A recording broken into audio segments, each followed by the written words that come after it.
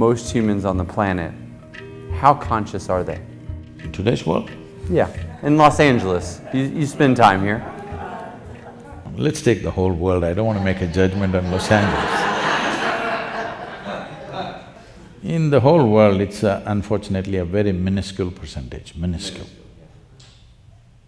Why is this so? Why is it people are not conscious? The fundamental reason is they have taken themselves too seriously. They don't understand that they're just a pop-up on the planet. They'll pop up and pop out, but big fuss about that. What is me has become too important. What is me means my physical form is me, essentially, isn't it? So, once my limitations become very important, there is no way to be conscious. You're just becoming self-defeating in the process, it doesn't matter how hard you try. The only and only reason why the entire world is not naturally enlightened is they're dead serious about their lives. They've not come to ease with their life, they're too serious about it. See, you've just been through an engineering online process.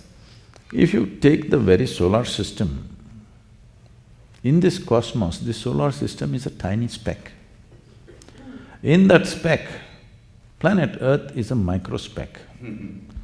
In that microspeck, Los Angeles is a super microspeck. In that, you're a big man. This is a serious problem, it's not a small problem. So once you create this problem, then you cannot be conscious, you can only be mentally alert because it's all about survival. The more mentally alert you become, more you tend to become like a carnivorous animal.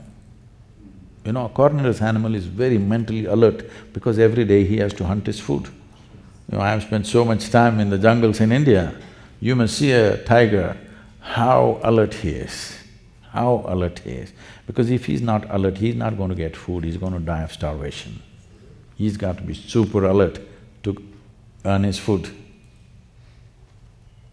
Most people think tigers can kill what they want. No, it's very, very difficult for him to get his prey because all the herbivorous animals are faster than him and they sweat in the body, so they can run longer. He can only do one burst. In that burst he must catch, otherwise he gets hot, his body gets too hot, he cannot go. He just sits there helplessly because his body gets overheated. You must watch this whole game, how it goes on, how frustrated he is that he can't get his food. He knows his energy levels are going down and as time passes by, he will become more incapable of getting his food. You should see the anxiety on his face. So he's super alert. This is the nature of a carnivorous animal. Once your alertness, mental alertness goes that way, you become like a predator, always looking what you can get, what you can get, what you can get. It may be in whatever levels of life that people are involved in, but all the time they're trying to grab something because mental alertness creates that. I'm not saying you should not be alert, but if you're conscious and alert, then it works in a different way. But if you just ramp up your mental alertness, you will become like a hunter all the time, waiting, crouching for something. And if I heard you correctly, many people who are pursuing consciousness end up just becoming more mentally alert. And so, how does one